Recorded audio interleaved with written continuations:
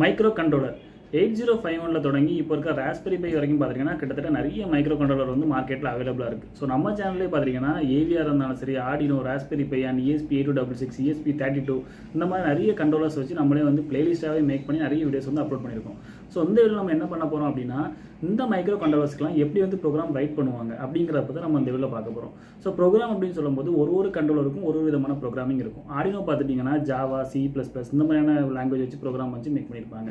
Raspberry by அப்படின்னு சொல்லும்போது Python programming language use பண்ணியிருப்பாங்க. ஸோ இப்படி பார்த்தீங்கன்னா கண்ட்ரோலரை பொறுத்து வந்து ப்ரோக்ராமிங் சேஞ்ச் ஆகும். ஸோ நம்ம வந்து ஒரு ஐடி யூஸ் பண்ணுவோம். ஸோ அந்த ஐடி யூஸ் பண்ணி ப்ரோக்ராம் வந்து ஒரு கண்ட்ரோலருக்கு வந்து நம்ம வந்து இது பண்ணுவோம். ஸோ இப்போ வந்து எப்படி கண்ட்ரோலர் வந்து ஸ்டார்ட் ஆகும்போது எப்படி வந்து இதில் வந்து ப்ரோக்ராம் வந்து மேக் பண்ணுற மாதிரி டெவலப் பண்ணாங்க அப்படிங்கிறத தான் பார்க்க போகிறோம். ஸோ இப்போ வரைக்கும் பார்த்தீங்கன்னா 4 ways வந்து 4 டைப்ஸ் வந்து யூஸ் பண்ணுறாங்க. ஸோ ஃபஸ்ட்டு பார்த்தீங்கன்னா ஒரு கண்ட்ரோலர் இருந்துச்சு அப்படின்னா, ஸோ என்ன லாங்குவேஜ் வேணாலும் எடுத்துக்கோங்க.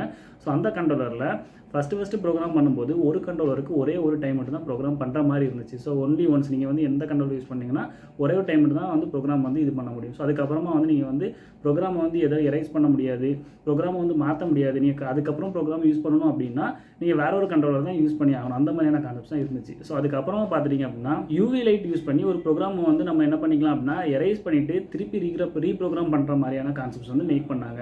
ஸோ அதுக்கப்புறமா பார்த்துட்டிங்கன்னா தேர்ட் வே ஃப்ளாஷ் மெமரி யூஸ் பண்ணி நம்ம ஒரு கண்ட்ரோலர் யூஸ் பண்ணுறோம் அப்படின்னா அந்த கண்ட்ரோலரில் ஆல்ரெடி நம்ம வந்து ப்ரோக்ராம் எழுதியிருந்தோம் அப்படின்னா அந்த ப்ரோக்ராமை நம்ம வந்து எரைஸ் பண்ணிவிட்டு மறுபடியும் கோட் பண்ணி மறுபடியும் வந்து ப்ரோக்ராம் வந்து அப்லோட் பண்ணுற மாதிரி தான் கண்ட்ரோலர் மேக் பண்ணியிருந்தாங்க.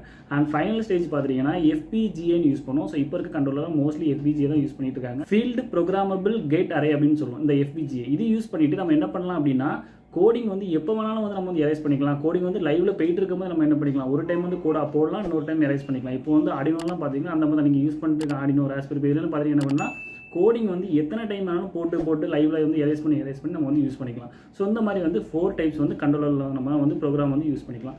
ஸோ உங்களுக்கு ஏதாச்சும் சந்தேகங்கள் இருந்துச்சு அப்படின்னா கீழே கமெண்ட் செக்ஷனில் கமெண்ட் பண்ணி கேளுங்க. இன்னும் எங்கள் சேனலை சப்ஸ்கிரைப் பண்ணலைன்னா மறக்காமல் சப்ஸ்கிரைப் பண்ணுங்கள். தேங்க்ஸ் ஃபார் வாட்சிங். தேங்க்யூ.